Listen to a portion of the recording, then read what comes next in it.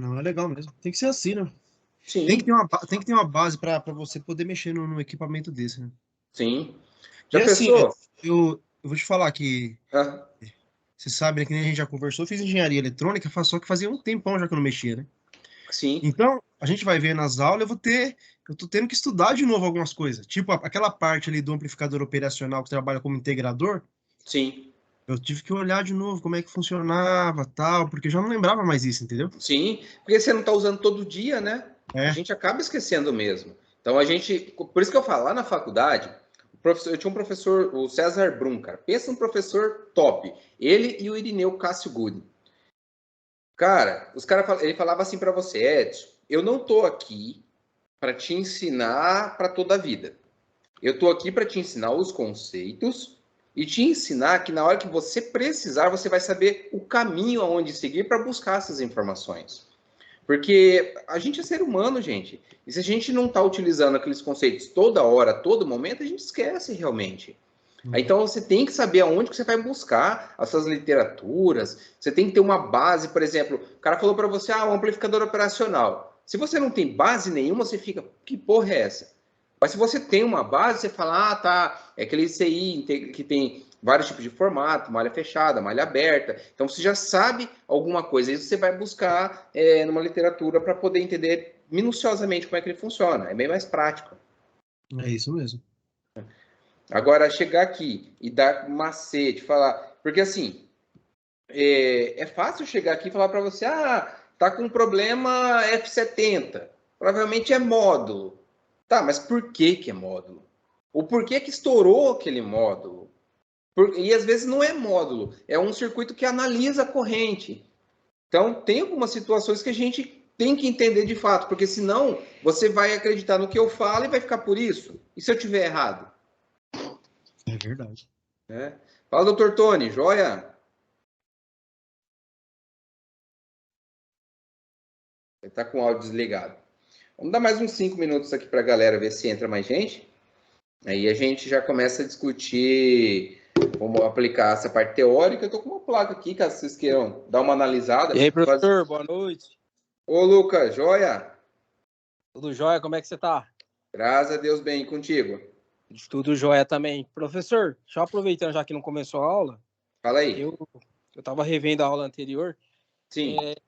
No caso você estava falando do circuito de entrada, né? Tem no processo de retificação, tem o relé de bypass, né? Sim, ele é Aí, após o processo de retificação. isso, exato. Aí, no caso, quem fala para ele entrar é a placa de controle, correto? Isso. Se eu ligar sem a placa de controle, tem o risco de queimar Não, porque não vai. Você, por exemplo, o pré-carga é só no instante inicial, certo? certo. Então, o que, que vai acontecer? Sem a placa de controle, não vai haver disparo, não vai haver saída, e se não há saída, não há o quê? Se não há saída, ele não tem ele não vai puxar potência. Isso. Isso, não tem consumo de corrente. Se não tem consumo de corrente, o circuito vai permanecer normal, sem problema algum. Agora, a partir do momento que eu tenho uma necessidade de corrente na saída, o circuito drenando corrente, o que acontece se o bypass do pré-carga não liga? Aí ele vai elevar a potência, né, a corrente, e acho que vai acabar esquentando o resistor ali, né? Não, não. O que acontece? Além de esquentar, isso também vai ocorrer, sim, dependendo se for um termistor principalmente. Uhum. Como ele vai drenar corrente, e o termistor ou a resistência de pré-carga é uma resistência, certo? Certo. Resistência vezes corrente, o que que dá? Tensão? Tensão. Então significa que a tensão do circuito começa a ficar em cima do pré-carga. Então lá no link CC, a tensão começa a cair. Até cair num ponto que o próprio circuito de controle, caso ele esteja ali, vai falar, para tudo porque não tem tensão. A tensão não está estável, existe algum problema. E é o que acontece muito com inversores principalmente esses de pequeno porte, que ligam e desligam várias vezes num período. Por exemplo, inversores de climatizador e de esteira ergométrica. São inversores que todo dia o cliente liga e desliga ele da energia mesmo. Certo. Então, o que acontece? O relé de pré-carga sempre está lá. O relé de bypass do pré-carga sempre liga e desliga, liga e desliga, liga e desliga. E ele, com o tempo, ele desgasta, gente. Ele é um dispositivo mecânico que bate ali um êmbolo. Então, ele desgasta. Chega num ponto que esse relé para de funcionar. E vai chegar para vocês, porque vocês têm, que nem eu digo, vocês devem começar com inversores pequenos, vai chegar muito inversor com esse tipo de problema. Que o problema está no pré-carga. Eu resolvi... Foram 6 inversores dessa mesma forma essa semana aqui. Na verdade, eu passo isso já para o meu irmão, que é uma coisa bem simples até. Mas, assim, acontece muito, cara. É um dispositivo mecânico que acaba se danificando. E aí o cliente chega aqui... Eu postei no grupo, não sei se vocês viram lá, um cliente queria que eu trocasse a porra de um termistor. Quando que eu falei, não, eu não faço esse serviço. Porque eu não sei se foi o sistema de controle que deu problema e o relé do bypass não funcionou, se foi só o relé... Geralmente, quando acontece isso, a layer, a malha ali, ela danifica, vira um regaço. Mas o que você faz? Vai lá com o fio, refaz todo o circuito bonitinho, põe estanho, passa um verniz ou algum tipo de película ali para proteger, show de bola. Troca o relé de pré-carga, sempre que houver problema no pré-carga, por esse fato, troque, mesmo que ele aparente estar bom, troque. Então, é rentável, cara. Eu não entro muito em valores porque parece que eu estou induzindo vocês, sabe? Eu não quero isso. Mas são coisas rentáveis. Mas desde que você trabalhe de forma adequada, utilizando padrões de teste. Por exemplo, chegou ali um inversor que estava com o módulo ferrado. Você foi lá, trocou o módulo, fez o teste de disparo, trocou o módulo, bonitinho, beleza. Você foi lá e entregou para o seu cliente. Mas você testou todas as saídas do inversor? Não só saída de potências, saídas de comando, de controle, portas digitais, saídas a relés, cooler, sistema de resfriamento, tudo. Vocês devem criar um padrão. Eu tenho um padrão aqui, que geralmente eu vou aplicar nas franqueadas, que devem seguir à risca esses padrões. Por quê? Às vezes fala, é só perca de tempo. Não, não é, gente, perca de tempo. Você garante que você fez todos os serviços bem feito, bem adequado, e isso não te dá retorno. Às vezes você gasta 20 minutos a mais consertando o inversor, mas ele não vai voltar para você. E você deixou de fazer esses 20 minutos, depois ele volta para você e você gasta um dia, por causa de 20 minutos que ele quis economizar. Tempo é dinheiro? Tempo é dinheiro, e de tempo nenhum vale também dinheiro, porque você não consegue com dinheiro algum comprar 1 segundo de tempo. Então, tem que ter uma disciplina, um padrão ali, você deve seguir a risca para quê? Para que você seja bem falado. Hoje em dia, o que manda é a pessoa ser bem falada. Fulano faz um serviço bom. Fulano... Tem muita gente, cara, daqui não tem. Até não tem reclamação também da outra empresa, acho que são bem éticos quanto a isso. Mas não desse segmento.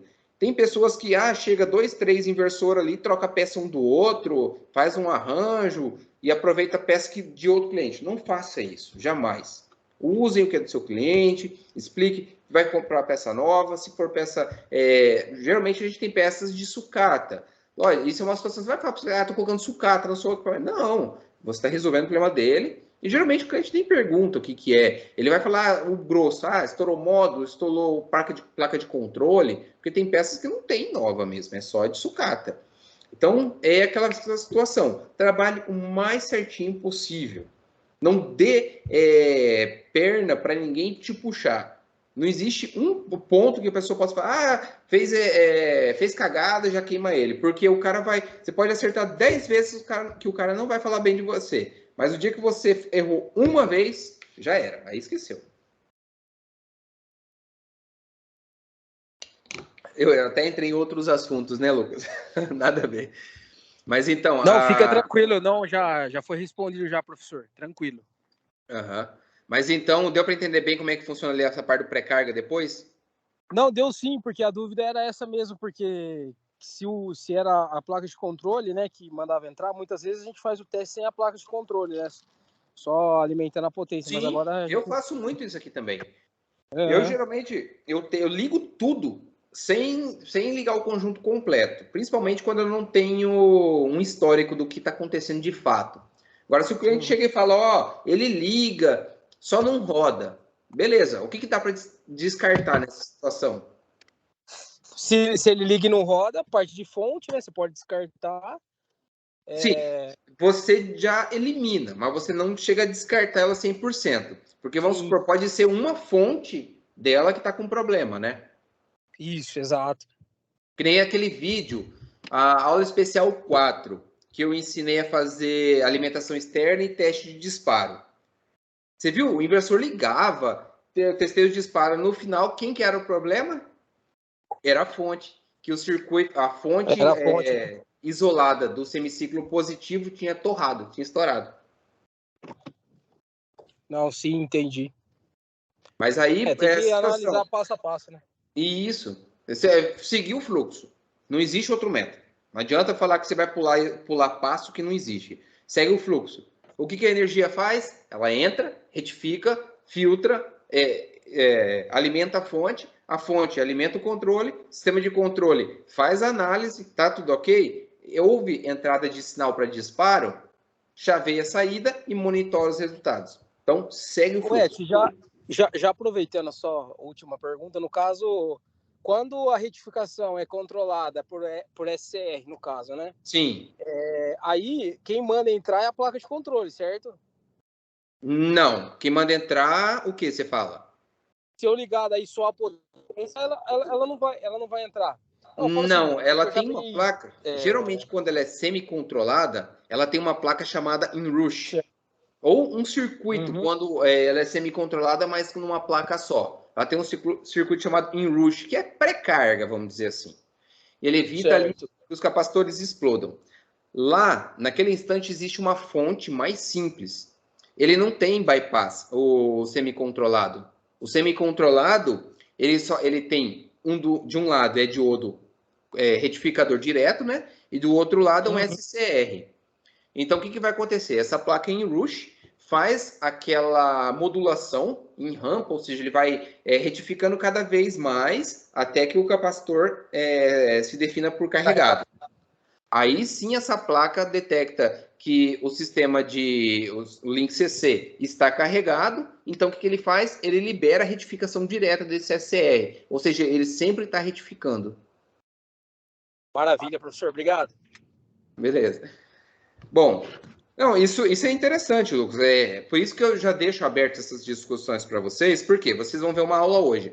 Eu não sei se você participou da aula da semana passada, por isso que você estava verificando, né? Isso, não, eu não Então, consegui participar, professor. isso. Aí, todo início de aula, eu quero que vocês tirem essa dúvida, porque às vezes é uma dúvida tua e é uma dúvida de um amigo, de um colega aqui. Só que ele se esqueceu ou está com vergonha de perguntar muitas vezes também. E essa discussão que a gente faz aqui ao vivo que é o importante. Porque senão eu colocava a aula gravada para vocês lá e nem aparecia na cara de vocês, entendeu? É importante que vocês tenham dúvidas sim e venham perguntar, porque eu vou discutir com vocês e eu não tenho preguiça aqui não. A gente vai falando o que tiver que falar. Bom, então a aula de hoje vai ficando por aqui, galera. Eu espero que vocês tenham realmente, de fato, entendido como é que funciona todo esse fluxo. Se for necessário, revisa essa aula. E, assim, quanto mais equipamentos vocês pegarem para estarem manipulando praticamente, mais vocês vão enxergar aquilo que eu estou tentando passar para vocês. Mais vocês vão conseguir elaborar estratégias, de análise. Vocês vão começar a enxergar qual que é o fluxo que a energia elétrica está percorrendo, por onde ele deve passar, o que eu devo encontrar. Por exemplo, eu vou fazer uma análise no multímetro num ponto X. Então, você analisando o circuito ali visualmente, detectando os valores de resistência, capacitância, você já vai falar, tá, nesse ponto X eu devo encontrar ali aproximadamente um valor Y. Aí sim você vai medir. Agora, medir simplesmente ao acaso não dá, né? Porque você vai lá e mede. Tá, mas você sabe o que deveria ter ali? Qual o valor deveria estar mensurado naquele ponto? Porque medir simplesmente ao vazio, a gente mede qualquer coisa, mas não vale de nada se a gente não tem uma referência. Uma técnica boa, principalmente em equipamentos que a gente não mexe muito, mas vamos supor que às vezes chega dois, sei lá, soft starters da Danfoss. Uma está funcionando, porém o disparo não está com algum problema no disparo. E a outra nem liga. Uma técnica bacana é fazer toda aquela análise, assim como eu fiz, como eu postei o vídeo no YouTube lá, é fazer aquela análise dos circuitos antes de energizá-la. Não detectando nada, você tem uma que está funcionando. Então você consegue fazer um comparativo dessas medições. Isso te auxilia e te ajuda. Por quê? Às vezes você pega lá uma fonte que num ponto X lá tem 18 volts, essa que está funcionando. E você vai lá e detecta que naquela outra que não quer ligar, não tem os 18 volts. Não tem tensão alguma. Então você já vai matando ali, porque você tem da onde tirar uma referência. Agora, sem referência, é possível? É, mas a análise é muito mais minuciosa. Beleza, galera? Show, Edson. Bom, qualquer dúvida, vocês têm meu telefone direto. Oi, Fabrício. Nada não, professor. Eu falei show. Maravilha. Bom, vocês têm meu telefone direto, como eu digo, às vezes não consigo atender na hora, mas eu vou vendo assim que vai sobrando um tempinho, que a vida é conturbada mesmo, mas vai sobrando um tempinho, eu já vou verificando, tentando auxiliar. Não me ligue pedindo um macete.